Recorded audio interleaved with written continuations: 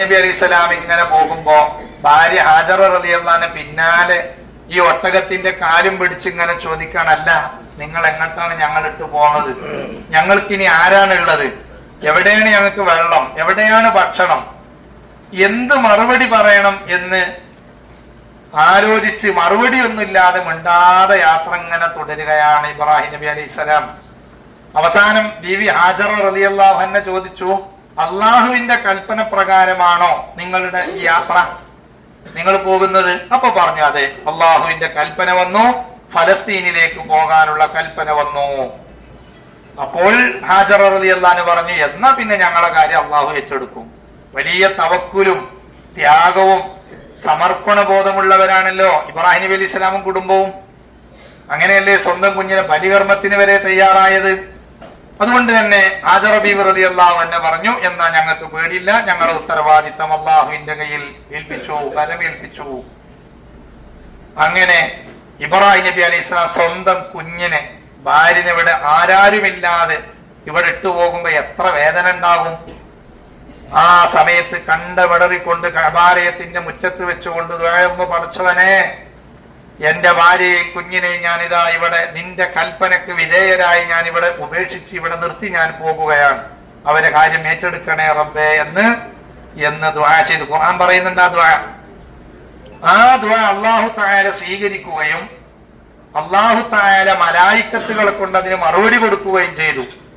ബാറക്നാ ഹൗലഹു എന്ന് അല്ലാഹു തആല ഖുർആനിൽ പറഞ്ഞ പ്രദേശമാണ് ഷാം. ബൈത്തുൽ മുഖദ്ദസിന്റെ ചുറ്റുഭാഗത്തുള്ള ആ പ്രദേശത്തെ പഴയകാല ഷാം ഒന്നിച്ചുള്ള ബാറക്നാ ഹൗലഹു എന്ന് പറഞ്ഞ പ്രദേശത്തിൽ നിന്ന് ഒരു പ്രദേശത്തെ മലായിക്കത്തുകൾ പറിച്ചെടുത്തു കൊണ്ടുവന്ന് കഅബയെ ഒന്നിങ്ങനെ തവാഫ് ചെയ്ത് കൊണ്ടുപോയി വെച്ച സ്ഥലമാണ് ത്വായിഫ് എന്ന് പറയുന്നത്. അതാണ് ത്വായിഫ് എന്ന് പേര് വരാൻ തന്നെയുള്ള കാരണം, തവാഫ് ചെയ്തത്. ഇന്ന് സൗദിയിൽ നല്ല കഠിനമായ ചൂടാണെങ്കിലും കാലാവസ്ഥ കൊണ്ടും ഏറ്റവും കൂടുതൽ സസ്യങ്ങൾ, ഏറ്റവും കൂടുതൽ കൃഷികൾ, പിന്നെ അതുപോലെ പഴങ്ങൾ എല്ലാം ഉണ്ടാകുന്നത് ത്വായിഫിലാണ്. ബാറക്നാ ഹൗലഹു എന്നതിന്റെ ഒരർത്ഥം ഈ ഭൗതികമായ നല്ല നല്ല ഒരു പിന്നെ അന്തരീക്ഷം എന്നതാണ്. ഏത് സമയത്തും സൗദിയിൽ എവിടെ ഉണ്ടാകണ പോലെയല്ല, ത്വായിഫിൽ നല്ല കാലാവസ്ഥയാണ്. എയർ കണ്ടീഷനൊക്കെ ഇപ്പൊ അടുത്ത കാലത്താണ് വന്നത്. പൂക്കള പ്രദർശനം നടക്കാറുണ്ട് സൗദി, വലിയൊരു ഉത്സവമായിട്ട്. അത് നടക്കുന്നത് എവിടെയാണ്? ത്വായിഫിലാണ്. ആ ത്വായിഫ് അങ്ങനെ ഭൗതികമായിട്ടും ആത്മീയമായിട്ടും ബർക്കത്തുള്ള ഒരു പ്രദേശമാണ് ത്വായിഫ് എന്ന് പറയുന്നത്. ഇതാണ് ത്വായിഫിന് ത്വായിഫ് എന്ന് പേര് വരാനുള്ള ഒരു കാരണം. വേറൊരു കാരണം കൂടി ചരിത്രകാരന്മാര് പറയുന്നുണ്ട്. ഇങ്ങനെ നല്ല ഫലപുഷ്ടിയുള്ള മണ്ണും പഴങ്ങളും കൃഷികളും ഒക്കെ നടക്കുന്നതായതുകൊണ്ട് ത്വായിഫിനെ പിടിച്ചെടുക്കാൻ വേണ്ടി പല നൂറ്റാണ്ടുകളിലും പലരും ശ്രമിച്ചിട്ടുണ്ട്. അതുകൊണ്ട് ത്വായിഫിൽ ഒരുപാട് പോരാട്ടങ്ങൾ നടന്നിട്ടുണ്ട്. അതുകൊണ്ട് തന്നെ ത്വായിഫിൻ അക്കാലഘട്ടത്തിൽ ഒരു ചുറ്റുമതിലുണ്ടാക്കി. ത്വായിഫ് എന്ന് പറയുന്ന ഈ പ്രദേശത്തെ ചുറ്റുഭാഗത്തും മതിലുകളെ കൊണ്ട് ഒരു ചുറ്റുമതിലുണ്ടാക്കി മറ്റു രാജ്യങ്ങളിൽ നിന്ന് സംരക്ഷിച്ചു. അതുകൊണ്ടാണ് ഇങ്ങനെ ചുറ്റുമതിൽ കെട്ടിയത് കൊണ്ടാണ് ത്വായിഫ് എന്നത്, ചുറ്റപ്പെട്ടത്, ചുറ്റിയത് എന്ന പേര് ഈ നാടിന് വരാനുള്ള കാരണം. ഇനി ചരിത്രപരമായിട്ട് ഒരുപാട് കാര്യങ്ങൾ ത്വായിഫിനെ സംബന്ധിച്ച് പറയാനുണ്ട്. നബി സല്ലല്ലാഹു അലൈഹി വസല്ലമ തങ്ങൾ പ്രസവിക്കുന്ന ഒരു സാഹചര്യം, പ്രസവിക്കപ്പെട്ട ആ ഒരു സാഹചര്യം ഉണ്ടല്ലോ. ആമിന ബീവി റളിയല്ലാഹു അൻഹ കുഞ്ഞായ മുത്തുനബി സല്ലല്ലാഹു അലൈഹി വസല്ലമയെ ജന്മം കൊള്ളുന്ന സമയത്ത് പിതാവില്ല. ആ കാലഘട്ടത്തിൽ മക്കത്ത്, അറേബ്യയിൽ ഒരു സ്വഭാവമുണ്ട്. ഈ മക്ക എന്ന് പറയുന്നത് ഒരു വാണിജ്യ കേന്ദ്രമാണ്. അതുകൊണ്ട് തന്നെ ഇവിടെയുള്ള ആളുകളൊക്കെ ബിസിനസ്സുകാരാണ്. മദീനക്കാര് കൃഷി ചെയ്യുന്ന ആളുകളാണ്. അതുകൊണ്ട് ഒരു അധ്വാനശീലരാണ്. അവര് സ്വാഭാവികമായി കുറച്ച് പിന്നെ കറുത്ത ആളുകളായിരിക്കും അക്കാലഘട്ടത്തിൽ. മക്കത്തുള്ളവര് നല്ല കച്ചവടക്കാരായതുകൊണ്ട് കുറച്ച് വെളുത്ത അങ്ങനത്തെ ഒരു പ്രകൃതിയാണ് അക്കാലഘട്ടത്തിലുള്ള ആളുകളെ കുറിച്ച് പറയുന്നത്. ഇവരുടെ മക്കത്തുള്ള വരുമാനം കൊല്ലത്തിലൊരിക്കൽ നടക്കുന്ന കച്ചവടമാണ്. ഷാമിലേക്ക് ഇവിടുന്ന് ചരക്കുകളുമായിട്ട് പോകും. അതിൽ നിന്ന് കിട്ടുന്ന വരുമാനമാണ് ഈ മക്കത്തുള്ള ആളുകൾക്ക് ഒരു കൊല്ലം അവർക്ക് ലഭിക്കുന്ന വരുമാനം. അങ്ങനെ പല രാജ്യക്കാരും, പിന്നെ ഹജ്ജ് പണ്ട് മുതലേ ഉള്ളതാണ്. ആ കാലഘട്ടത്തിലും ഹജ്ജിനെല്ലാരും വരും. ഹജ്ജിന്റെ കർമ്മങ്ങളിൽ ഇബ്രാഹിം നബി അലൈഹി സ്വലാമിന്റെ കാലത്ത് ചെയ്ത ഹജ്ജന്നെ നമ്മൾ ഇപ്പോഴും ചെയ്തത്. രണ്ട് കാര്യ വ്യത്യാസമുള്ളൂ. ഒന്ന് ഇൽത്തിബാഴ്, മറ്റൊന്ന് റംല് നടത്തം. ചാടിച്ചാടിയുള്ള നടത്തല്ലേ, അത് ഇബ്രാഹിം നബിന്റെ കാലത്തില്ല. അതുപോലെ തന്നെ നമ്മൾ വസ്ത്രം തവാഫ് ചെയ്യുമ്പോൾ ഇൽത്തിബാ എന്നാ പറയാ, വലത്തെ ചുമല് കാണിക്കുന്നത്, അത് ഇബ്രാഹിം നബിന്റെ കാലത്തിൽ. ബാക്കി എല്ലാതും ഇബ്രാഹിം നബി അലൈഹി സ്വലാമിന്റെ കാലത്തുള്ളതാണ്. അപ്പൊ ആ കാലം മുതൽക്ക് തന്നെയുള്ള ഹജ്ജിന് വേണ്ടി കൊല്ലത്തിൽ എല്ലാ ജനങ്ങളും വരും. വരുമ്പോ പല സംസ്കാരങ്ങളും പല സംസാര ഭാഷകളും മക്കത്തുള്ള കുട്ടികൾ പഠിക്കും. അതുകൊണ്ട് തന്നെ എല്ലാ ഭാഷകളും മറ്റും പഠിക്കണ്ടെന്ന് വിചാരിച്ച് മക്കത്തുള്ള കുഞ്ഞുങ്ങളെ പ്രസവിച്ച ഉടനെ മുലയൂട്ടുന്നതിന് വേണ്ടിയോ മലമ്പ്രദേശത്തുള്ള സ്ത്രീകളെ ഏൽപ്പിക്കുന്ന ഒരു പതിവ് മക്കത്തുണ്ടായിരുന്നു. രണ്ട് കാരണമാണ് അതിന് പറയുന്നത്. ഒന്ന്, കുഞ്ഞുങ്ങൾക്ക് നല്ല ഫലപുഷ്ടിയുള്ള ഇലകൾ ഭക്ഷിച്ച സ്ത്രീകളിൽ നിന്ന് മുലപ്പാല് കിട്ടിയാൽ ആരോഗ്യകരമായ അവർക്ക് നല്ല സംരക്ഷണം സുരക്ഷിതത്വം ഉണ്ടാകും. അതുകൊണ്ട് തന്നെ കുഞ്ഞുങ്ങളെ മലമ്പ്രദേശത്തുള്ള പെണ്ണുങ്ങളെ ഏൽപ്പിക്കുകയാണ്. മറ്റൊന്ന്, ഈ വാണിജ്യത്തിന്റെ പേരിൽ ഇവിടെ വരുന്ന സംസ്കാരങ്ങളൊന്നും നമ്മളെ കുട്ടികൾക്ക് പഠിയണ്ട. നമ്മള് കുട്ടികൾ എത്ര വീട്ടിൽ നിന്ന് സുരക്ഷിതത്വം നല്ല ശൈലിയൊക്കെ ആണെങ്കിലും ചില സ്കൂളുകളിൽ പോയാൽ വേറെ ചില വീടുകളിൽ നിന്ന് വരുന്ന അസഭ്യ വാക്കുകൾ കുട്ടികൾ പഠിക്കും. അത് വീട്ടിൽ വന്നതാവുമ്പോൾ നമ്മൾ ചെയ്തു, പടച്ചോനെ എവിടുന്ന് എന്റെ കുട്ടിക്ക് ഇതൊക്കെ കിട്ടിയത്? സ്കൂളിൽ നിന്ന് ചില കുട്ടികളുടെ സംസാരത്തിൽ നിന്ന് പകരുന്നതാണ്. അപ്പൊ എന്നതുപോലെ ഈ രണ്ട് കാരണങ്ങൾക്ക് വേണ്ടി മക്കയിൽ നിന്ന് കുഞ്ഞുങ്ങളെ മലമ്പ്രദേശത്തുള്ള സ്ത്രീകളെ ഏൽപ്പിക്കാറുണ്ട്. മലമ്പ്രദേശത്തുള്ള സ്ത്രീകളോ അവര് പ്രസവിച്ചു കഴിഞ്ഞാൽ കുഞ്ഞുങ്ങൾക്ക് മുലയൂട്ടുന്നത് പോലെ വേറെ ഒരു കുട്ടിയെ കൂടെ കൂട്ടാൻ വേണ്ടി അവര് മക്കത്ത് വന്ന് കുഞ്ഞുങ്ങളുണ്ടോ ഞങ്ങൾ ഏറ്റെടുക്കാമെന്ന് പറയാറുണ്ട്. എന്തിനാണ് അവര് വരുന്നത്? എന്തെങ്കിലും വല്ല ഹദിയ കിട്ടും അത് കരുതിയിട്ടാണ്. അതുകൊണ്ട് ഇന്ന് നമ്മളിപ്പോ ത്വായിഫിലേക്ക് പോകുമ്പോ നമ്മള് ഈ ജെഹ്റാൻ അങ്ങ് കഴിഞ്ഞ പിന്നെ സാധാരണ യാത്രയിൽ എല്ലാരും ഉറങ്ങനാണ്. ആരും ഉറങ്ങരുത്. യാത്രയിൽ നമുക്ക് ഒരുപാട് പഠിക്കാണ്ട്. രണ്ടു ഭാഗത്തും നോക്കുമ്പോ കാണാം ഒരുപാട് കുന്നുകളും മലകളും കാണാം. ആ മലകളുടെ ഭാഗത്ത് കല്ലുകൾ അടുക്കി വെച്ച ചെറിയ ചെറിയ വീടുകൾ കാണാം. ആ വീടിന്റെ മുമ്പിൽ ഒട്ടകക്കുട്ടികളെയും ആടിൻകുട്ടികളെയും നോക്കുന്ന കുറെ ഈ രാജ്യത്തുള്ളവരോ അല്ലെങ്കിൽ സുഡാനികളും നൈജീരിയക്കാരുമായിട്ടുള്ള നമ്മളെ പോലത്തെ മനുഷ്യന്മാരെ കാണും. അങ്ങനെ ഉപജീവനം നടത്തുന്ന ഒരു കുടുംബമായിരുന്നു മഹദിയായ ഹലീമത്തു സഅദിയ റളിയല്ലാഹു അൻഹാ. അവരെ ഭർത്താവ് ഹാരിസ് റളിയല്ലാഹു അൻഹു. ഇവരെവിടുത്തുകാരാണ്? ത്വായിഫുകാരാണ്. ത്വായിഫിൽ നിന്ന് നമ്മളിപ്പോ പോകുന്നത് ത്വായിഫിന്റെ ഹൃദയഭാഗത്തേക്കാണ്. അവിടുന്ന് പിന്നെയും 68 കിലോമീറ്റർ യാത്ര ചെയ്താൽ അവിടെ ഉള്ള ഒരു പ്രദേശത്തിന്റെ പേരാണ് ബനൂ സഅദ്. നമ്മൾ മദ്രസയിൽ പഠിക്കുന്ന സമയത്ത് ഒന്നിങ്ങനെ ഓർത്തു നോക്കൂ താരീഖ്. ഹലീമ ബീവി റളിയല്ലാഹു അൻഹയുടെ വീട്ടിൽ മുലയൂട്ടാൻ വേണ്ടി പോയ കഥ, അവിടെ റസൂലുള്ളാഹി തങ്ങളെ നെഞ്ഞു പിളർത്തിയ കഥ, ഇതൊക്കെ നമ്മൾ പഠിച്ചിട്ടുണ്ട്. ഇത് നടന്നത് ത്വായിഫിലാണ്. അപ്പൊ ആ ത്വായിഫിലേക്ക് കൊണ്ടുപോകുമ്പോ നമ്മളെ ഹൃദയത്തിലേക്ക് നമ്മളെ ചരിത്രത്തിലേക്ക് ഇങ്ങനെ നൂറ്റാണ്ടുകൾ പിന്നിലേക്ക് നമ്മൾ പോകണം. ത്വായിഫിൽ നിന്ന് 68 കിലോമീറ്റർ ദൂരെയുള്ള ബനൂ സഅദ് എന്ന പ്രദേശത്ത് കുറെ സംഘങ്ങൾ താമസിക്കുന്നു. അതിൽപ്പെട്ട ഒരു കുടുംബമാണ് ഹാരിസ്. അവരെ ഭാര്യയാകുന്ന ഹലീമ ബീവി റളിയല്ലാഹു അൻഹാ. അത്യാവശ്യം തിരക്കേടില്ലാത്ത കുടുംബമാണ്. അവർക്ക് കുറെ ആടുകളുണ്ട്. അവർക്ക് തിന്നാൻ വേണ്ടിയിട്ട് പുല്ലുണ്ടാകാൻ വേണ്ടി കൃഷി ചെയ്യുന്നുണ്ട്. ഈ ആടിന്റെ പാല് വിറ്റിട്ടും ആടുകളെ വിറ്റിട്ടും ഉപജീവനം നടത്തുന്ന ഒരു കുടുംബമാണ്. അതേപോലെ കുറെ കുടുംബങ്ങളുണ്ട്. ആ കുടുംബം ഒരു വലിയ വരൾച്ചയിൽ വന്നു. ബനൂ സഅദിൽ മഴ വർഷിക്കാതെയായി. മഴ വർഷിച്ചില്ലെങ്കിൽ പുല്ലുകൾ മുളക്കൂല. പുല്ലുകൾ മുളച്ചില്ലെങ്കിലോ ആടുകൾക്ക് ഭക്ഷണമില്ല. ആടുകൾക്ക് ഭക്ഷണം കിട്ടിയില്ലെങ്കിലോ അവർക്ക് പിന്നെ പാലുണ്ടാകുകയില്ല. അങ്ങനെ ഒരു ദാരിദ്ര്യം ഒന്നായിട്ട് പിടിപെട്ടപ്പോൾ ഹാരിസ് എന്നവര് പറഞ്ഞു, എങ്ങനെ ഇപ്പൊ നമ്മൾ ഈ ജീവിതം മുന്നോട്ട് കൊണ്ടുപോകുക? അപ്പൊ പറഞ്ഞു, നമ്മൾ ഇന്നാലിന്ന ദിവസം ഒരു 10 അംഗ സംഘം മക്കത്തേക്ക് പോകുന്നുണ്ട്, അത്ര കുഞ്ഞുങ്ങളെ കൊണ്ടുവരാൻ നമുക്കും പോകല്ലേ എന്ന് ചോദിച്ചു. നമുക്കും പോകല്ലേ? ആ സമയത്ത് ഹലീമത്തു സഅദിയ റളിയല്ലാഹു അൻഹ പറഞ്ഞു റെഡി. പക്ഷേ ഉള്ളിൽ ഹലീമ ബീവിക്ക് ഒരു പേടിയുണ്ട്. ഹലീമ ബീവി റളിയല്ലാഹു അൻഹ കറുത്ത മെലിഞ്ഞ ഒരു പെണ്ണാണ്.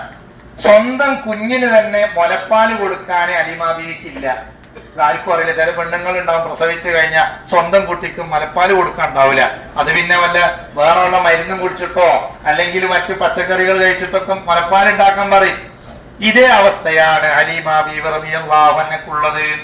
അങ്ങനെ ഹലീമ ബീവി റളിയല്ലാഹു അൻഹ പറഞ്ഞു നമുക്കും പോവുക. അങ്ങനെ ഇവര് പോകാൻ വേണ്ടി നിൽക്കുമ്പോ അവിടുന്ന് കുറെ കൂടി യാത്ര ചെയ്യാണ്ട്. അപ്പൊ അതുകൊണ്ട് തന്നെ നല്ലൊരു വാഹനമല്ല, ഒരു കഴുതയും ഒരു ഒട്ടകമാണുള്ളത്. അത് യാത്രക്ക് പറ്റിയ വണ്ടിയും നല്ല വാഹനമല്ല. പക്ഷെ അതേ ഉള്ളൂ.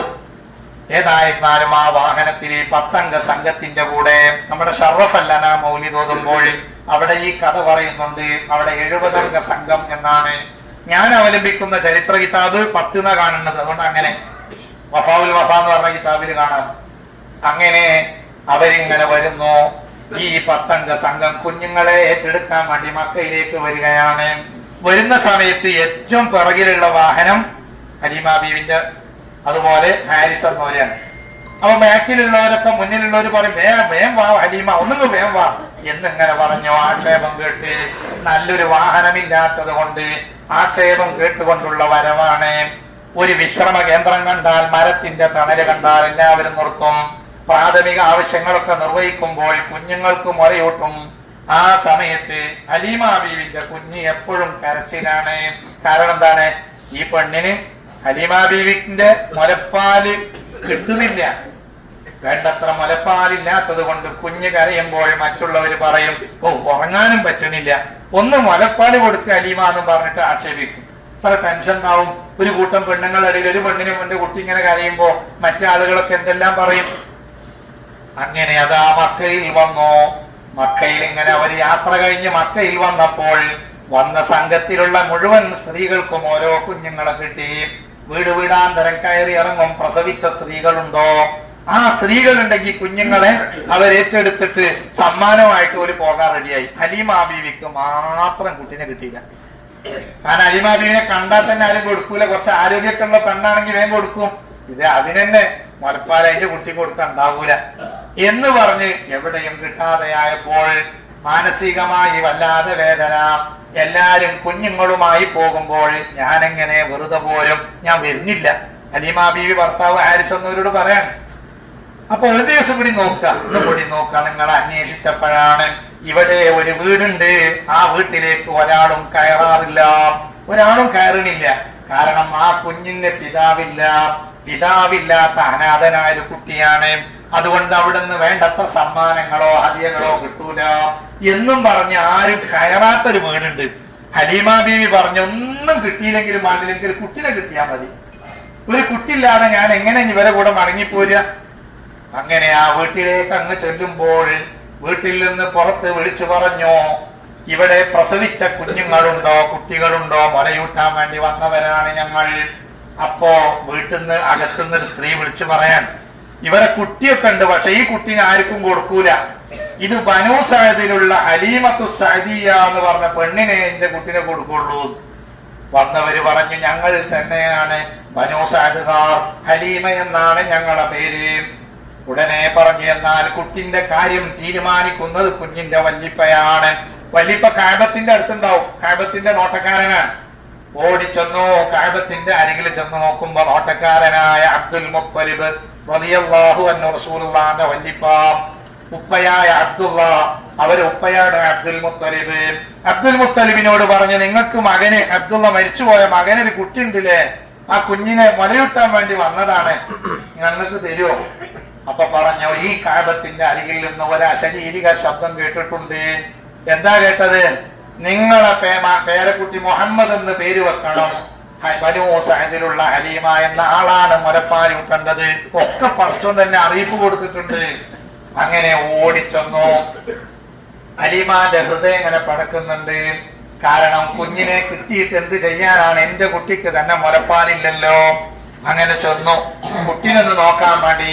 സുബ്ഹാനല്ലാഹ്, തൊട്ടിയിൽ ഇങ്ങനെ കിടന്നുറങ്ങുന്ന മുത്തുനബി സല്ലല്ലാഹു അലൈഹി വസല്ലമയുടെ മുഖം അങ്ങ് കണ്ടപ്പോൾ അല്ലാഹ്, ഇതൊരു സൂര്യനാണോ അല്ല, ചന്ദ്രനാണോ അല്ല, ഇതൊരു വല്ലാത്ത അത്ഭുതം തന്നെയുള്ള കുട്ടിയാണല്ലോ.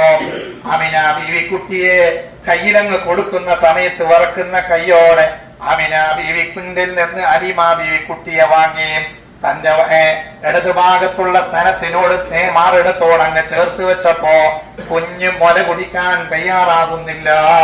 വലതുഭാഗം അങ്ങ് കൊടുത്തപ്പോൾ വലതുഭാഗത്തുള്ള മുലപ്പാല് കുടിക്കാൻ തയ്യാറാവുകയും ശരീരത്തിൽ എന്തോ ഒരു മാറ്റം വന്നതുപോലെ ഹലീമ ബീവി റളിയല്ലാഹു അൻഹയിൽ നിന്ന് ഒരുപാട് അമ്മിഞ്ഞ പാൽ കുഞ്ഞങ്ങ് കുടിച്ചു. ഹബീബ് മുഹമ്മദ് റസൂലുള്ളാഹി എന്നേ കുടിച്ചിട്ടുള്ളൂ. കാരണം മറ്റേ മുലപ്പാല് ആർക്കാണ്?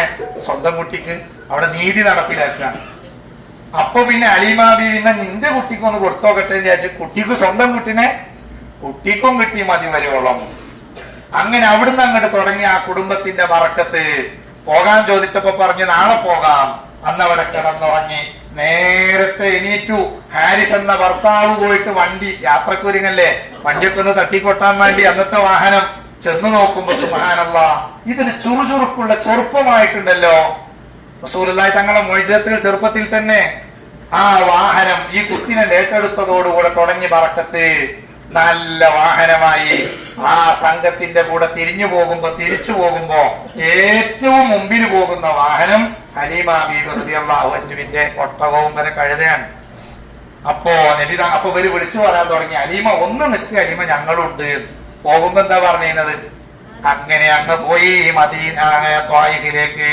പിന്നീട് റസൂലുള്ളാഹി സ്വല്ലല്ലാഹു അലൈഹി വസല്ലം ഒരഭിപ്രായ പ്രകാരം 4 കൊല്ലത്തോളം താമസിച്ച സ്ഥലമാണ് ത്വായിഫ്. നമ്മളിപ്പോ പോണ ത്വായിഫിൽ കർണുൽ മനാസിൽ അവിടേക്ക് ഇപ്പോ വിടണില്ല, മുമ്പ് വിട്ടിരുന്നു. അവിടേക്ക് ചില നമ്മളെ നാട്ടിലിന് ചിലതൊക്കെ അവിടെ ഒരു മരം ഉണ്ടായിരുന്നു. ഇവിടുന്നാണ് റസൂലുള്ളാഹിന്റെ നെഞ്ചു വിളർത്തിയത് എന്നും പറഞ്ഞ് ആ മരത്തിനെ പിടിച്ചിട്ട് കെട്ടിപ്പിടിക്കലും ഫോട്ടോ എടുക്കലും അത് ഫേസ്ബുക്കിൽ ഇടലും ഒക്കെ ആയപ്പോ ഇവര് പെട്ടെന്ന് അത് മമ്നുവാക്കിയതാണ്. ഏകദേശം 1 കൊല്ലം മുമ്പ് അവിടേക്ക് നിർത്തലാക്കി. അപ്പൊ ഏതായാലും ആ സ്ഥലത്താണ് ഈ സംഭവം നടന്നിട്ടുള്ളത്. 4 കൊല്ലം 2 കൊല്ലം. അതിന്റെ ഇടക്കിടക്ക് എന്ത് ചെയ്യും? കുഞ്ഞുമായിട്ട് ഇങ്ങനെ വരും. ആമിന ബീവിക്ക് കാണിച്ചു കൊടുക്കും. ആമിന ബീവി മുത്തുനബിനെ കുറെ ഉമ്മ വെക്കും. എന്നിട്ട് അവരെ തന്നെ ഏൽപ്പിക്കും. അവര് കൊണ്ടുപോകും. സ്വന്തം കുഞ്ഞിനെക്കാളും വലിയ ഐശ്വര്യത്തിൽ ആ കുഞ്ഞിനെ വളർത്തുകയാണ്. കാരണം ഈ കുഞ്ഞ് ചെന്ന് കാര്യതോടുകൂടെ വീട്ടിൽ പ്രകാശം വന്നു. ഈ കുഞ്ഞുള്ളതോടുകൂടെ ആ വീടുകളിൽ അതാ ഒരുപാട് അനുഗ്രഹങ്ങൾ വരികയാണ്. ഹലീമ ബീവി റളിയല്ലാഹു അൻഹുവിന്റെ ആടിനെ എവിടേക്ക് വിട്ടാലും പുല്ലിഷ്ടം പോലെ കിട്ടും. വേറെ എവിടെയും മഴയില്ലല്ലോ, അവിടെ പുല്ല് മുളച്ചിട്ടില്ല. അങ്ങനെ തുടങ്ങിയ അനുഗ്രഹങ്ങൾ ഒരുപാട് ലഭിച്ച ബറക്കത്തുള്ള ഒരു പ്രദേശമാണ് ത്വായിഫ്. 2 കൊല്ലം ആകുമ്പോ ഹലീമ ബീവിന്റെ മനസ്സ് പഠിച്ചോനെ കുട്ടിനെ എങ്ങനെ ഞാൻ ഇട്ടു കൊടുക്കുക. അങ്ങനെ വന്നിട്ട് പറഞ്ഞു, ഈ കുട്ടിയിൽ ഒരുപാട് അത്ഭുതങ്ങളുണ്ട്, അതുകൊണ്ട് വല്ല സൂക്ഷിക്കണം. ഈ കുട്ടിക്ക് വല്ലതും സംഭവിച്ചാൽ അതുകൊണ്ട് കുറച്ചു കാലം കൂടി ഞാൻ തന്നെ നോക്കിക്കോളാമെന്ന് പറഞ്ഞ് നബി സല്ലല്ലാഹു അലൈഹി വസല്ലം 2 കൊല്ലത്തിന് ശേഷം പിന്നെയും അവിടെ 2 കൊല്ലത്തോളം താമസിച്ചു എന്നതാണ് ചരിത്രം പറയുന്ന ഒരു ഭാഗം. അതേസമയത്ത് മറ്റൊരു ഭാഗം പറയുന്നത് 2 കൊല്ലത്തിന് കൊണ്ടുപോയെങ്കിലും പിന്നീട് കുട്ടികളെ ചില ഈ നെഞ്ചു പുലർത്തലുമായി ബന്ധപ്പെട്ട ചില വിഷയങ്ങളും പെട്ടെന്ന് അപ്രത്യക്ഷമാകുന്നതും ഒക്കെ കണ്ടപ്പോ ഇവര് പേടിച്ചു. അബ്ദുൽ മുത്തലിബിന്റെ പേരക്കുട്ടിയല്ലേ, എന്തെങ്കിലും സംഭവിച്ച എന്ത് നമ്മൾ അവരോട് മറുപടി പറയുമെന്ന് പറഞ്ഞ് നേരിട്ട് ഇവിടെ കൊണ്ടുവന്നു കൊടുത്തു എന്നാണ്. നമ്മൾ ചരിത്രം നന്നായി പഠിക്കണം. അപ്പൊ ത്വായിഫിന്റെ ഒരു ഭാഗം പറയാനുള്ളത് മുത്തുനബി സല്ലല്ലാഹു അലൈഹി വസല്ലമ താമസിച്ച ഭാഗമാണ് ത്വായിഫ്. മറ്റൊരു പ്രധാനപ്പെട്ടതാണ്, നമ്മൾ വേദനിപ്പിക്കുന്ന ചില കഥകളുണ്ടല്ലോ. നബി സല്ലല്ലാഹു അലൈഹി വസല്ലമയുടെ 50ാമത്തെ വയസ്സിൽ ഒരു റജബ് മാസത്തിൽ അവിടുത്തെ പ്രിയപ്പെട്ട എളാപ്പ വഫാത്തായി. റമദാൻ മാസത്തില് ഖദീജ ബീബി റളിയല്ലാഹു അൻഹയും വഫാത്തായി. 3 മാസത്തിനിടയിൽ 2 മരണം. ഇവര് 2 പേരുള്ളത് കൊണ്ട് മക്കത്തുള്ള അബൂജഹലും കൂട്ടരും പെട്ടെന്നൊന്നുകൊണ്ട് അറ്റാക്ക് നബി തങ്ങൾക്കെതിരെ ചെയ്യൂല. അനുയായികളെ കുറെ ആക്രമിച്ചിട്ടുണ്ട്.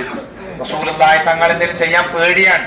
കാരണം ഖുവൈലിദ് എന്ന് പറയുന്ന കോടീശ്വരന്റെ മകളാണ് ഖദീജ ബീവി റളിയല്ലാഹു അൻഹ.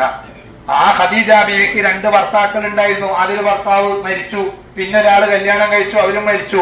ഇനി എനിക്ക് ഭർത്താവ് വേണ്ടാന്നും പറഞ്ഞിട്ട് വലിയ സമ്പത്ത് കച്ചവടവുമായിട്ട് ബിസിനസ്സുകാരിയായിട്ട് കഴിയുന്ന ആളാണ് ഖദീജ. ആ ഖദീജ ബീവി റളിയല്ലാഹു അൻഹയുടെ ഭർത്താവായി പിന്നെ വരുന്നത് 25കാരനായ മുഹമ്മദ് റസൂലുള്ളാഹി സ്വല്ലല്ലാഹു അലൈഹി വസല്ലം. അതുകൊണ്ട് തന്നെ ഖദീജ ബീവി ഒരു ഭാര്യ മാത്രമായിരുന്നില്ല, ഒരു ഉമ്മ കൂടെയായിരുന്നു. ഖദീജ ബീവി റളിയല്ലാഹുവിന്റെ വഫാത്തിന്റെ ശേഷം ആ സ്ഥാനം പിന്നെ ഫാത്തിമ ബീവിക്കാണ്. റസൂലുള്ളാഹി തങ്ങളെ മകളാകുന്ന ഫാത്തിമ ബീവിക്ക് ഒരു പേരുണ്ട്, എന്തെന്നറിയോ? ഉമ്മു അബീഹ. ഉമ്മു അബീഹ, വാപ്പാന്റെ ഉമ്മ. ഖദീജ ബീവി മകളാണ്, ഫാത്തിമ ബീവി മകളാണ്. മകളെപ്പയാണ് ആര്? റസൂലുള്ളാഹി തങ്ങള്. എന്നാൽ ഇപ്പൊ ആ റസൂലുള്ളാഹിന്റെ ഉമ്മന്റെ സ്ഥാനത്താണ് ആരുള്ളത്? ഫാത്തിമ ബീവി. അത് ആദ്യം ആരായിരുന്നു? ഖദീജ ബീവി. നമ്മളെ വീട്ടിൽ ആടുകളിലൊക്കെ ഉമ്മരുണ്ടെങ്കിൽ ആ ഉമ്മാരെ കയ്യും പിടിച്ചിട്ടാണ് ഏത് യാത്രയും തുടങ്ങേണ്ടത്. അവസാനം എല്ലാരോടും യാത്ര പറഞ്ഞിട്ട് അവസാനം കൈ പിടിക്കേണ്ടത് ആരെ കൈയാണ്? ഉമ്മാന്റെ. അത് ലാസ്റ്റാക്കല്ല. കാരണം ഈ വേർപിരിയുമ്പോൾ അവസാനം നമ്മളെ കൈ സ്പർശിക്കേണ്ടത് നമ്മളെ ഉമ്മാന്റെ ശരീരത്തിലാണ്. എന്ന പോലെ ഇനി നമ്മൾ യാത്ര കഴിഞ്ഞ് ചെന്നാൽ ആദ്യം നമ്മൾ ചെന്ന് കൈ പിടിക്കേണ്ടത് ആരെ കൈയാണ്? ഉമ്മ ഉണ്ടെങ്കിൽ ഉമ്മാന്റെ കയ്യാ പിടിക്കേണ്ടത്. ഫാത്തിമ ബീവി റളിയല്ലാഹു അൻഹ, ഖദീജ ബീവിയൊക്കെ ഉള്ളന്ന് റസൂലുള്ളാഹി തങ്ങൾ അങ്ങനെയാണ്.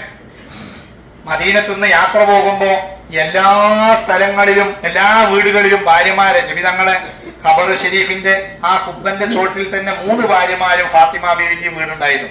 അത് ഉൾപ്പെടുന്നതാണ് ഇപ്പത്തെ ആ കുബ്ബന്റെ ചോട്ടിലുള്ളത്. അതിന്റെ ചുറ്റുപുറത്ത് അപ്പൊ എല്ലാ ഭാര്യമാരെ വീടും അവിടെ അങ്ങനെ അടുത്തുണ്ടാവും. എന്നും റസൂലുള്ളാഹി തങ്ങൾ രാവിലെ സുബഹ്ക്ക് നിസ്കാരം കഴിഞ്ഞ എല്ലാ വീട്ടുകളും ഇങ്ങനെ കയറി ഇറങ്ങും. അസർ എന്നിട്ട് അന്ന് താമസിക്കുന്ന വീട്ടിലേക്ക് എല്ലാ ഭാര്യമാരും അടുത്തുനിന്ന് ഇങ്ങനെ അസറിന് ശേഷം മഗ്‌രിബിന്റെ മുമ്പിട്ട് ഇങ്ങനെ വരികയും ചെയ്യും.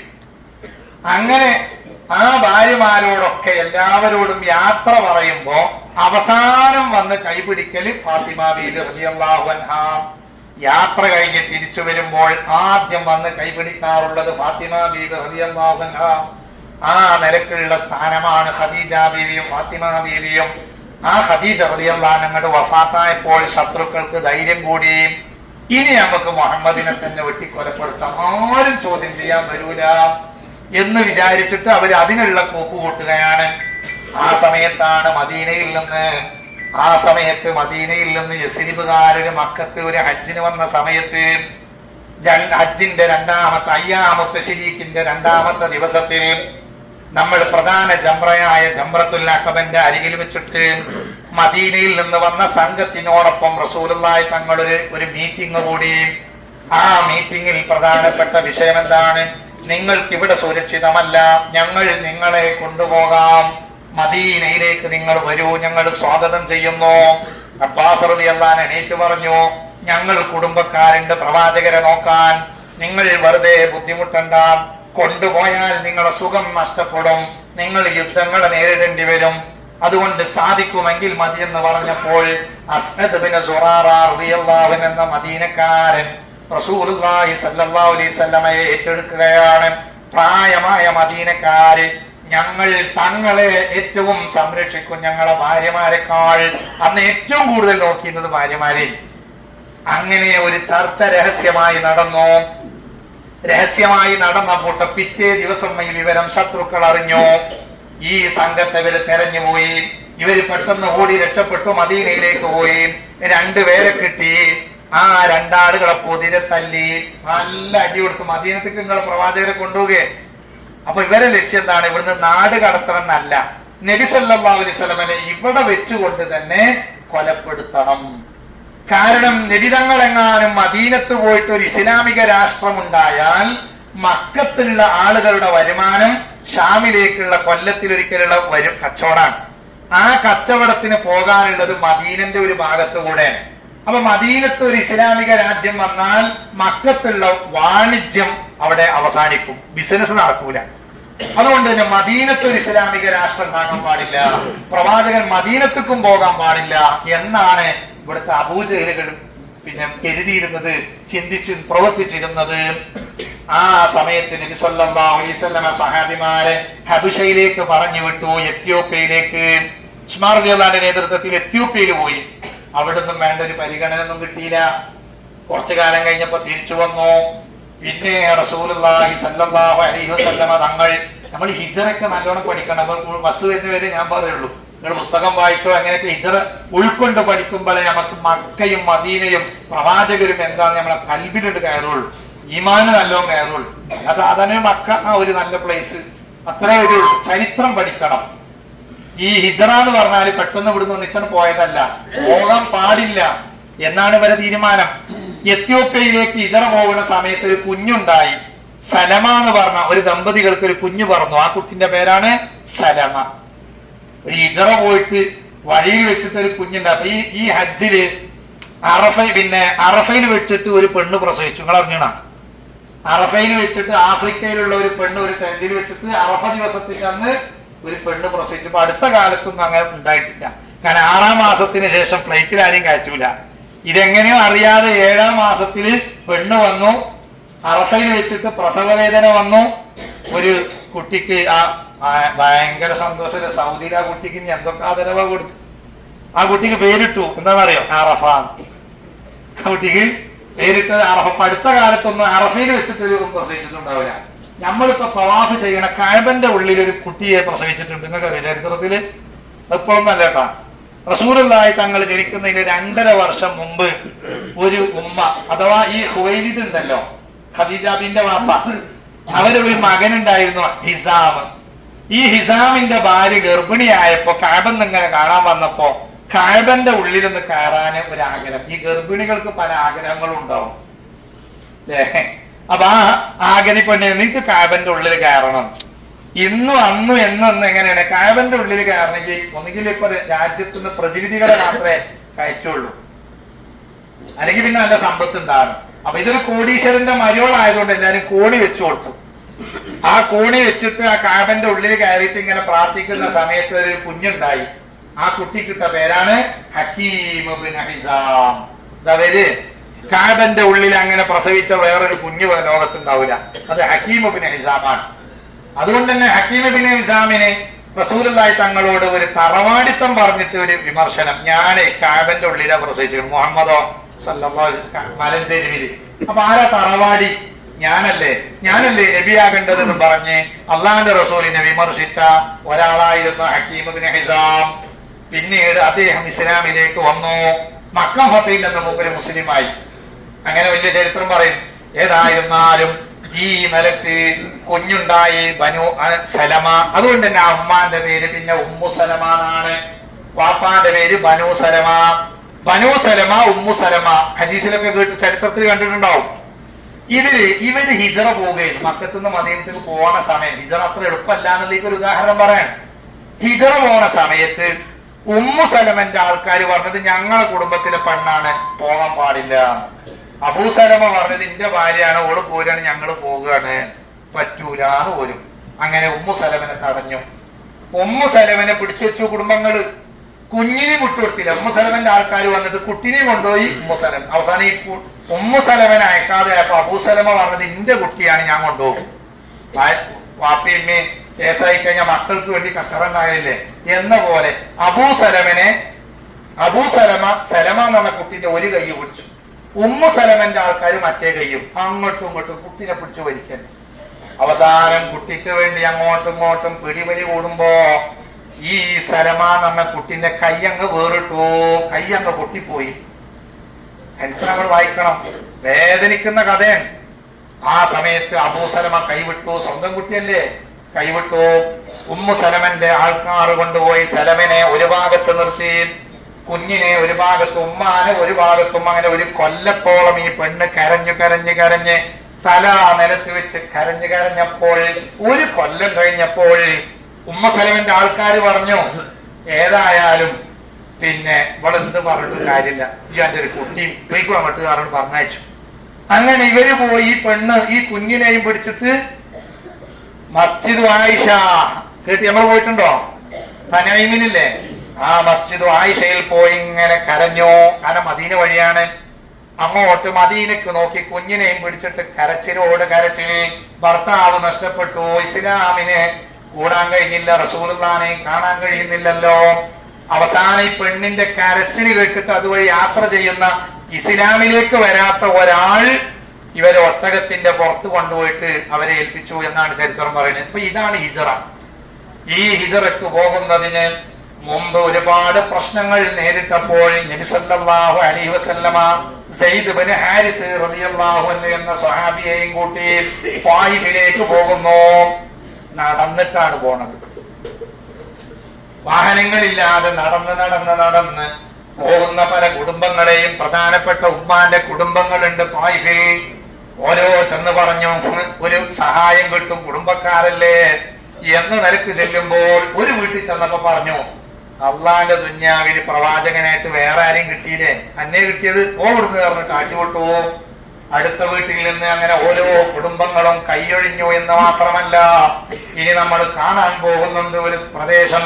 അള്ളാന്റെ റസൂല് അതിന്റെ ഇവിടെ ഇങ്ങനെ നടന്നു പോകുമ്പോ രണ്ടു ഭാഗത്ത് നിന്ന് ചെറിയ ബുദ്ധിയില്ലാത്ത കുട്ടികളും ഭ്രാന്തന്മാരും അതുപോലെ ആളുകളെ കൊണ്ട് ഇവരിങ്ങനെ കല്ലെറിയുകയാണ്. രണ്ടു ഭാഗത്തു നിന്ന് കല്ലേറ് ശക്തമായ കല്ലേറ് കിട്ടിയപ്പോൾ ക്ഷീണിച്ചവശരായ റസൂലുള്ളാഹി സ്വല്ലല്ലാഹു അലൈഹി വസല്ലമ തങ്ങളെ രണ്ടു ഭാഗത്തും തോളത്ത് ഇങ്ങനെ കൈപിടിച്ചുകൊണ്ട് ഇങ്ങനെ നബിതങ്ങളെ നടത്തുന്നു. ഇവരിങ്ങനെ കല്ലെറിയുന്നു. ആ സമയത്ത് റസൂലുള്ളാഹി തങ്ങൾ ഒരു സ്ഥലത്ത് ഇരുന്നു. ആ ഇരിക്കുന്ന സമയത്ത് മലക്കുകൾ വന്ന് പറയാണ്, യാ റസൂലല്ലാഹ്, നിങ്ങൾ ഒന്ന് ആഗ്രഹിച്ചാ മതി, ഈ മല ചെറിയ കുന്നാണ്, ഇത് ഇവർക്ക് മേലെ പിന്നെ മറിച്ചിട്ട് ഇവർക്ക് ശിക്ഷ കൊടുത്തോളാം. പക്ഷെ അള്ളാഹുവിന്റെ റസൂല് പറഞ്ഞു, അള്ളാഹുവെ പുറത്തു കൊടുക്കണേ, അറിവില്ലാത്തവരാണ്. അവ റസൂലുള്ള പൊറുക്കലിനെ തേടിയ നാടായതുകൊണ്ട് പിന്നീട് അവിടെ ഇസ്ലാം വളർന്നു. ഹിജ്റ 6-ാം കൊല്ലം അവിടെ പിന്നീട് പള്ളികൾ വന്നു. നിബിതങ്ങളെ കല്ലേറ് നടത്തുമ്പോ ഇരുന്ന സ്ഥലത്തൊക്കെ പിന്നെ പള്ളി നിർമ്മിച്ചു. അതിൽപ്പെട്ട ഒരു പള്ളിയാണ് മസ്ജിദു അലി എന്ന് നമ്മൾ കാണും. കല്ലുകൊണ്ട് ഇങ്ങനെ ചെറിയ പള്ളി, വലിയ പള്ളിയൊന്നല്ല, അതാണ് മസ്ജിദു അലി. വേറെ ഒരു സ്ഥലത്ത് മാറി ഇങ്ങനെ ഇരുന്നപ്പോൾ ഇവര് വിറകിൽ നിന്നുള്ള കല്ലുകൾ ഇങ്ങനെ ഉരുട്ടിയിട്ടിട്ട് റസൂലുള്ളാഹിനെ കൊല്ലാൻ വേണ്ടി നോക്കി. അവിടെയും ഒരു പള്ളി ഉണ്ടാക്കി, മസ്ജിദ് ഖുറൂദ്. നമ്മൾ കാണാൻ പോണ പള്ളി ഏതാണ്? മസ്ജിദ് ഖുറൂദ്. ഹജ്ജൊക്കെ കഴിഞ്ഞ് നല്ല ഇരിക്കുമ്പോ നല്ല സുഖമാണ്, ചായ ഒക്കെ കുടിച്ചാല്. അത് ഉറങ്ങിയാൽ ആരും അറിയില്ല. അതുകൊണ്ട് എന്തെങ്കിലും മാസ്കോ ഹിജാബോ പെണ്ണുങ്ങൾ ഇട്ടാല് ക്ലാസ്സിന് വന്നിരുന്നാലും ഉറങ്ങിയാൽ ആരും അറിയില്ല. കുറെ സ്ത്രീകൾ ഉറങ്ങണുണ്ട് നല്ല കസാലയിൽ ഇരുന്നിട്ട്. അതുകൊണ്ട് കുഴപ്പമില്ല, നിങ്ങളെല്ലാരും ഉറങ്ങിയാലും ഞാൻ പറയാൻ കരുതിയത് ഞാൻ പറയും. ബസ് തന്നെ വരെ, ബസ് എന്താ വരാത്തത് ഓരെ നോക്കാൻ വേണ്ടിട്ട് ഞാൻ ബസ് വരുന്ന വരെ ഉള്ള മാപ്പ്. നമുക്ക് പോകേണ്ടതാണ് നാളെ മറ്റൊന്നെ നോക്കി. ഏതായാലും ഇൻഷാ അല്ലാഹ് മസ്ജിദു ഖുറൂദ്, ആ സ്ഥലത്ത് ഇങ്ങനെ കല്ലുകൾ ഇങ്ങനെ ഒരുക്കിയിട്ട് റസൂലുള്ളാഹിക്ക് മേലെ വെക്കുമ്പോ മലക്കുകൾ വന്ന് തടയുന്നു. ആ സമയത്ത് റസൂലുള്ളാഹി അവിടെ നിന്ന് മാറിയിരുന്നപ്പോൾ അവിടെ ഒരു വീടുണ്ടായിരുന്ന ഒരു പെണ്ണ്. ആ പെണ്ണ് ചപ്പ് ചവറുകൾ കൊണ്ടെന്ന് റസൂലുള്ളാഹിക്ക് ഇടുകയാണ്. അങ്ങനെ കുറെ പെണ്ണുങ്ങൾ ചെയ്തു, ആണുങ്ങൾ മാത്രല്ല പെണ്ണുങ്ങളും കൂടി റസൂലുള്ളാഹിനെ, അല്ലെ ഖുർആനിലെ അധ്യായം തബ്ബത്തിയതാ അബൂലഹബിന്റെ ഇരു കരങ്ങളും നശിക്കട്ടെ, നശിച്ചിരിക്കുന്നു. അധ്വാനങ്ങൾ അവന്റെ മുതലും സമ്പത്തും അവന് ഉപകരിക്കൂല. അവന് മാത്രമല്ല വംറഅതുഹു എന്ന് പറഞ്ഞില്ലേ, അവന്റെ ഭാര്യ. ആ ഭാര്യ ഏതെന്നറിയോ? ഉമ്മു ജമീൽ. ഉമ്മു ജമീൽ എന്ന് പറഞ്ഞൊരു പെണ്ണുണ്ട്. ആ പെണ്ണിന് പണി റസൂലെന്ന് നടന്നു പോണടത്ത് കൂടെ ഒക്കെ മുള്ളിടല, കല്ല് മുള്ളിടുക. ഇതേപോലെ ത്വായിഫിൽ നിന്ന് ചപ്പ് ചവറുകൾ ഇട്ടപ്പോൾ റസൂലുള്ളാഹി തങ്ങൾ ക്ഷീണിച്ച നബി തങ്ങൾ നേരെ പോയി ഒരു തോട്ടത്തിലേക്ക്. ആ തോട്ടത്തിൽ ഇങ്ങനെ പോയിരിക്കുമ്പോൾ അവിടെ ഒരു ഉത്തൈബത്തും മുത്തുബത്തും ഉണ്ടായിരുന്നു. അവര് ശത്രുവാണ്, പക്ഷെ എന്നാലും വല്ലാതെ കഷ്ടപ്പെടുന്ന കണ്ടപ്പോ ഒരു അടിമന്റെ കയ്യിൽ ഒരു പാത്രം മുന്തിരി കൊടുത്തയച്ചു. ആ മുന്തിരി റസൂലുള്ളാഹി തങ്ങളെടുത്ത് കൊണ്ടുവന്നപ്പോ നബി തങ്ങൾ അത് വാങ്ങി ബിസ്മില്ലാഹിർ റഹ്മാനിർ റഹീം കഴിച്ചു. അപ്പൊ ഇയാൾ ചോദിച്ചു, നിങ്ങൾ എന്താണ് ചൊല്ലിയത്? വന്ന അടിമ അപ്പൊ പറഞ്ഞു, ഞാൻ എന്റെ റബ്ബിന്റെ നാമം കൊണ്ട് കഴിച്ചതാണ്. അപ്പൊ നബി തങ്ങൾ അദ്ദേഹത്തോട് ചോദിച്ചു, നിന്റെ പേരെന്താണ്? അപ്പൊ അദ്ദേഹം പറഞ്ഞു, അദ്ദാസ്. എവിടെ നാട്? നീനവ. അപ്പൊ റസൂലുള്ളാഹി തങ്ങൾ ചോദിച്ചു, എന്റെ സഹോദരൻ യൂനുസ് നബിന്റെ നാട്ടുകാരനാണല്ലേ? നബിമാരെ കൂട്ടത്തിൽ മത്സ്യവയറ്റിൽപ്പെട്ട ഒരു നബിണ്ടല്ലോ, യൂനുസ് ഇബ്നു മത്ത എന്ന് പറയുന്ന പ്രവാചകൻ. ആ പ്രവാചകന്റെ പിന്നെ തട്ടകം പ്രദേശമാണ് ഏത്? നീനവ. ആ നീനവക്കാരനാണല്ലേ എന്ന് ചോദിച്ചപ്പോൾ നീനവനെ കുറിച്ച് കേട്ടിട്ടുണ്ട്, നീനവക്കാരനായിട്ട് യൂനുസ് നബിനെ കുറിച്ച് കേട്ടിട്ടുണ്ട്. അപ്പോ നബി തങ്ങളോട് സംസാരിച്ചു. അദ്ദേഹം ഇതൊരു പ്രവാചകനാണ്, ഞാനൊരു പ്രവാചകനാണ്, എന്റെ മുൻകാല പ്രവാചകനാണ് യൂനുസ് നബി എന്നൊക്കെ പറഞ്ഞപ്പോ സത്യത്തെ മതത്തിലേക്ക് ആദ്യമായിട്ട് അവിടുന്ന് വന്ന ആളാണ് ആര്? ഈ അദ്ദാസ്. ഈ സംഭവം നടന്ന സ്ഥലത്തും പിന്നീട് ഉമർ ബിൻ അബ്ദുൽ അസീസ് റളിയല്ലാഹു അൻഹു പള്ളി ഉണ്ടാക്കി. ആ പള്ളിന്റെ പേരാണ് മസ്ജിദ് അദ്ദാസ്. ഇങ്ങനെ 3 പള്ളികളാണ് ചെറിയ ചെറിയ പള്ളികളായിട്ട് റസൂലുള്ളാഹിനെ വേദനിപ്പിച്ച സ്ഥലത്ത് കാണാനുള്ളത്. പിന്നീട് അവിടെ ഇസ്ലാം വളർന്നു. റസൂലുള്ളാഹി തങ്ങൾ പോയി 2 മാസം താമസിച്ചിട്ടുണ്ട്. ആ താമസിച്ചത് എവിടെയാണ്? അവിടെയാണ് നമ്മൾ ആദ്യം പോയിട്ട് അറിഞ്ഞ വലിയൊരു പള്ളിയുണ്ട്, മസ്ജിദ് ഇബ്നു അബ്ബാസ് റളിയല്ലാഹു അൻഹു. 4 ഇബ്നു അബ്ബാസ് എന്ന് പറഞ്ഞ അബ്ദുല്ലാഹ് ഇബ്നു അബ്ബാസ് റളിയല്ലാഹു അൻഹു. 4 അബ്ദുള്ളമാരുണ്ട്. മൊത്തത്തിൽ 22 അബ്ദുള്ളമാരുണ്ട്. 100 അബ്ദുള്ളമാര് സ്വഹാബികളുടെ കൂട്ടത്തിലുണ്ട്. ബദർ യുദ്ധത്തിൽ തന്നെ 22ഓളം അബ്ദുള്ളമാരുണ്ട്. എന്നാൽ പ്രമുഖരായ കൂട്ടുകാരാകുന്ന 4 അബ്ദുള്ളമാരുണ്ട്. അതിന് അവർക്ക് എന്താണ് പറയാ? അൽ അബാദലത്തുൽ അർബഅ എന്നാണ് പറയാ. അൽ അബാദലത്തുൽ അർബഅ, 4 അബ്ദുള്ളമാർ.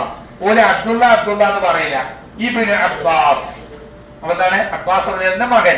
മറ്റൊന്ന് ഇബ്നു ഉമർ റളിയല്ലാഹുവിന്റെ മകൻ. മറ്റൊന്ന് ഇബ്നു സുബൈർ റളിയല്ലാഹുവിന്റെ. സുബൈർ റളിയല്ലാഹു സ്വർഗത്തിലെ 10 സന്തോഷ വാർത്ത അറിയിച്ച ആളാണ്. ആയിഷ റളിയല്ലാഹുവിന്റെ ജ്യേഷ്ഠത്തിണ്ടായിരുന്നു. അതാരാണ്? അസ്മാ ബീവിന്റെ ഭർത്താവാണ്. അപ്പോൾ അതിൽപ്പെട്ട 3ാമത്തെ അബ്ദുല്ലാഹ് ഇബ്നു സുബൈർ. 4 അബ്ദുള്ളമാരെ കുറിച്ച് പറഞ്ഞു. ഒന്ന് അബ്ദുല്ലാഹ് ഇബ്നു അബ്ബാസ്, മറ്റൊന്ന് അബ്ദുല്ലാഹ് ഇബ്നു ഉമർ, മറ്റൊന്ന് അബ്ദുല്ലാഹ് ഇബ്നു സുബൈർ, മറ്റൊന്ന് അബ്ദുല്ലാഹ് ഇബ്നു അംർ ഇബ്നുൽ ആസ് എന്നതാണ് പ്രബലം. വേറെ കൂട്ടര് പറഞ്ഞ അബ്ദുല്ലാഹ് ഇബ്നു മസ്ഊദ് ആണ്. അല്ല, അത് അബ്ദുല്ലാഹ് ഇബ്നു അംർ ഇബ്നുൽ ആസ് ആണെന്ന് വേറെ അഭിപ്രായം.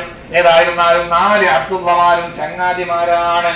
4 അബ്ദുള്ളമാരും കഅബത്തിന്റെ അരികിൽ പോയിട്ട് ഇങ്ങനെ വേർക്കുവോ, ചങ്ങായിമാര് എനിക്ക് കിട്ടേണ്ടത് ഈ മക്കന്റെ അധികാരമാണെന്ന് അബ്ദുല്ലാഹ് ഇബ്നു സുബൈർ റളിയല്ലാഹു അൻഹു തീർന്നു. അതുകൊണ്ട് തന്നെ ഖുലഫാഉൽ അർബഅക്ക് ശേഷം കുറഞ്ഞ കാലം ഭരണം നടത്തിയ ഭരണാധികാരിയാണ്, ബൈഅത്ത് ചെയ്ത ഖാദിയാണ്, ഭരണാധികാരി ഖലീഫയാണ് അബ്ദുല്ലാഹ് ഇബ്നു സുബൈർ റളിയല്ലാഹു അൻഹു. അതുപോലെ തന്നെ അബ്ദുല്ലാഹ് ഇബ്നു അബ്ബാസ് റളിയല്ലാഹു അൻഹു പറഞ്ഞു, എനിക്ക് ഇൽമ കിട്ടണേ. റസൂലുള്ളാഹി തങ്ങൾ വഫാത്താകുന്ന സമയത്ത് 12 വയസ്സാണ്, 17 ആണെന്നും അഭിപ്രായമുണ്ട്. ആ അബ്ദുല്ലാഹ് ഇബ്നു അബ്ബാസ് റളിയല്ലാഹു അൻഹു അതുകൊണ്ട് തന്നെ ഏറ്റവും വലിയ ആലിമാണ് സ്വഹാബിമാരെ കൂട്ടത്തിൽ. റഈസുൽ മുഫസ്സിരീൻ, ഖുർആൻ വ്യാഖ്യാനം നൽകുന്ന ആളുകളിൽ റഈസാണ് അബ്ദുല്ലാഹ് ഇബ്നു അബ്ബാസ് റളിയല്ലാഹു അൻഹു. അബ്ദുല്ലാഹ് ഇബ്നു അബ്ബാസ് റളിയല്ലാഹു അൻഹു ആണ് ഖലീഫമാരെ കാലഘട്ടത്തിൽ ആരെങ്കിലും മരിച്ചാല് നിസ്കരിക്കാറുള്ളത്, ഇമാമത്ത് നിൽക്കാറുള്ളത് ആ സഹാബികളുടെ കൂട്ടത്തിൽ ഇബ്നു അബ്ബാസ് റളിയല്ലാഹു അൻഹു ആണ്. ഇപ്പൊ നമ്മുടെ നാടുകളിലൊക്കെ രാഷ്ട്രീയപരമായും മതപരമായും സംഘടനപരമായ നേതാക്കളുണ്ടാവും. പാണക്കാട് പുടപ്പനൊക്കെ തറവാട്ടിൽ നിന്നുള്ള വലിയ ആദരവ് നമ്മൾ കൊടുക്കുന്നു. അതുപോലെ തന്നെ AP ഉസ്താദിന് കൊടുക്കുന്നു, ഖലീഫങ്ങൾക്ക് കൊടുക്കുന്നു, തങ്ങന്മാർക്ക് കൊടുക്കുന്നു. ഏതെങ്കിലും ഒരാൾ മരിച്ചാൽ അവര് വരികയാണെങ്കിൽ അവരാണല്ലോ ഇമാമത്ത് നിൽക്കല് എന്ന പോലെ സഹാബികളുടെ കൂട്ടത്തിൽ ആ കാലഘട്ടത്തിൽ ഇപ്പോ നബിതങ്ങളുടെ ഭാര്യമാരിൽ അവസാനം വഫാത്തായ ഒരു ഭാര്യയാണ് ആരെന്നറിയാം, മൈമൂന ബിൻത് ഹാരിസ്. മൈമൂന ബിൻത് ഹാരിസ്, ഹാരിസിന്റെ മകളാകുന്ന മൈമൂന. എവിടെയാ ഖബറുള്ളത്? ഇവിടെ തനീമിന്ന് കുറച്ചു പോയാൽ മതി. സരീഫ് എന്നാണ് കിതാബിൽ പറയുന്നത്. ഇപ്പോഴത്തെ പേര് നവാരിയ. നിങ്ങളിവിടെ കുറെ ദിവസം ഉണ്ടെങ്കിൽ ഇനി പോകാൻ പറ്റിയ സ്ഥലമാണ്. മൈമൂന ബീവിന്റെ അടുത്ത് സിയാറത്ത് ചെയ്യണം, ഖദീജ ബീവിന്റെ അടുത്ത് സിയാറത്ത് ചെയ്യണം. ബാക്കി ഭാര്യമാരൊക്കെ എവിടെയാണ്? മദീനത്താണ്. അപ്പോൾ ഈ മൈമൂന ബീവി റളിയല്ലാഹു അൻഹാ വഫാത്തായപ്പോൾ ഇമാമത്ത് നിന്നത് ഇബ്നു അബ്ബാസ് റളിയല്ലാഹു അൻഹു ആണ്. കാരണം മൈമൂന ബീവിന്റെ ഉമ്മാക്ക് 10 പെൺകുട്ടികൾ ഉണ്ടായിരുന്നത്. ചിലർക്ക് 4 പെൺകുട്ടികളാവും, 3 പെൺകുട്ടികളാവുമ്പോ തന്നെ ആകെ വൈകാതെ.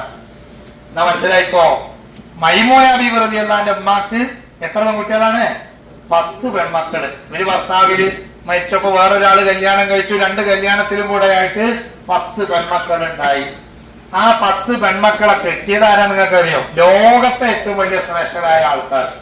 മൈമൂന ബീവി റളിയല്ലാഹു അൻഹ 2 ഭർത്താവ് മരിച്ചപ്പോ 3 പിന്നീട് അവസാനം റസൂലുള്ളാഹി തങ്ങളെ ഭാര്യയായി കടന്നു വരുന്ന പെണ്ണാണ് മൈമൂന ബീവി റളിയല്ലാഹു അൻഹ. ഇവിടുന്ന് മക്കയിൽ നിന്ന് മദീനയിലേക്ക് പോയി. ഹിജറ വന്നു. 6ാമത്തെ കൊല്ലം ഉംറക്ക് വന്നപ്പോ ഇവര് തടഞ്ഞു. അങ്ങനെ ഹുദൈബിയ സന്ധി നടന്നു, തിരിച്ചുപോയി. 7ാമത്തെ കൊല്ലം ഉംറ ഖളാ വീട്ടാൻ വേണ്ടി വന്നപ്പോഴാണ് അള്ളാഹുവിന്റെ പ്രത്യേക കൽപ്പന. മൈമൂന ഇവിടെ ആരില്ലാതെ നിൽക്കാണ്, നബിയെ തങ്ങൾ കല്യാണം കഴിക്കണം. അങ്ങനെ അള്ളാഹിന്റെ കൽപ്പന പ്രകാരം കല്യാണം കഴിച്ചു നോക്കുമ്പോ ഒരു ദിവസം കൂടി ഇവിടെ രാത്രി നിൽക്കട്ടെ എന്ന് ചോദിച്ചവര് സമ്മതിച്ചില്ല. അപ്പൊ മക്കയിൽ നിന്ന് പുറത്തുപോയി പോകുന്ന വഴിയിൽ നവാരിയ എന്ന് പറയുന്ന സ്ഥലത്താണ് മൈമൂന ബീവിയും റസൂലുള്ളാഹി തങ്ങളും അവിടെ അന്ന് താമസിച്ചത്. അന്ന് ആ താമസിച്ച് മൈമൂന ബീവിക്ക് ലോകത്തെ നേതാവ് ആയ മുത്തുനബി സല്ലല്ലാഹു അലൈഹി വസല്ലമയെ പിന്നെ ഭർത്താവായി ലഭിച്ചതോടെ ആ മൈമൂന ബീവി അവിടുന്ന് നേർന്ന് പഠിച്ചോനെ, എന്നെ ഇവിടെ തന്നെ എന്നെ മറവ് ചെയ്യണേ, ഞാൻ എന്നെ ഇവിടെ മരിപ്പിക്കണേ. അങ്ങനെയാണ് മൈമൂന ബീവിന്റെ ഖബർ അവിടെ ആകാൻ കാരണം. അങ്ങനെ മൈമൂന ബീവിനെ കല്യാണം കഴിഞ്ഞ് ആദ്യ രാത്രി കൂടി പിന്നെ നേരെ മദീനത്തേക്ക് പോയി. റസൂലുള്ളാഹി വഫാത്തായി. ഓരോ ഭാര്യമാരും ഇങ്ങനെ വഫാത്തായി അവസാനം മൈമൂന ബീവി റളിയല്ലാഹു അൻഹയെ മക്കത്തേക്ക് ഇങ്ങോട്ട് കൊണ്ടുവന്നു കുടുംബങ്ങളൊക്കെ.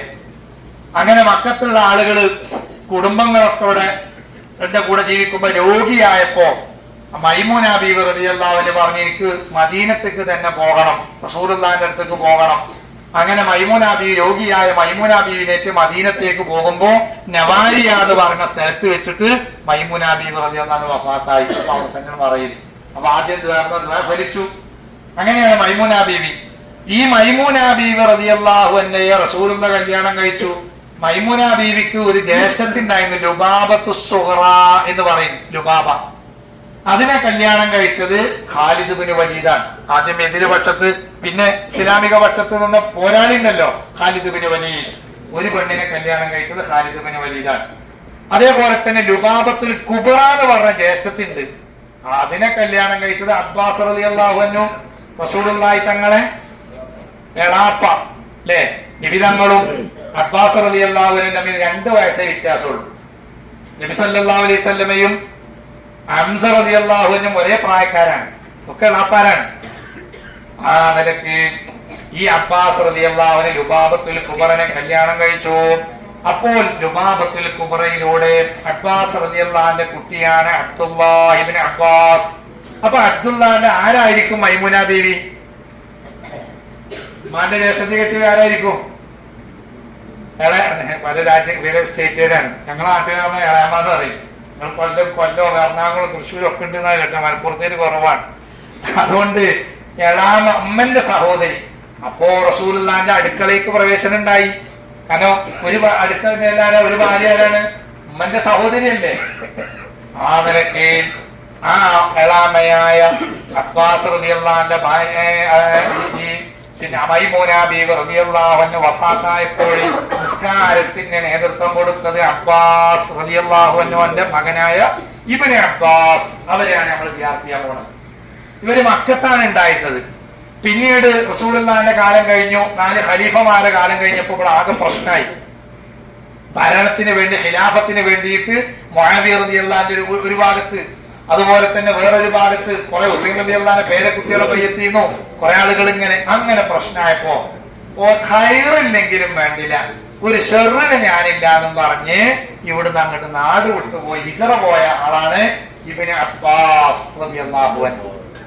പണ്ട് കാലത്ത് തന്നെ ആര് ഹജ്ജിന് വന്നാലും ത്വായിഫിലേക്ക് പോകാറുണ്ട്. ശരിയാ? അൽഹംദുലില്ലാഹ്. അല്ലാഹു തആല നമ്മൾ പറഞ്ഞതും കേട്ടതൊക്കെ സ്വീകരിക്കട്ടെ. വീഡിയോ ഇഷ്ടപ്പെട്ടെങ്കിൽ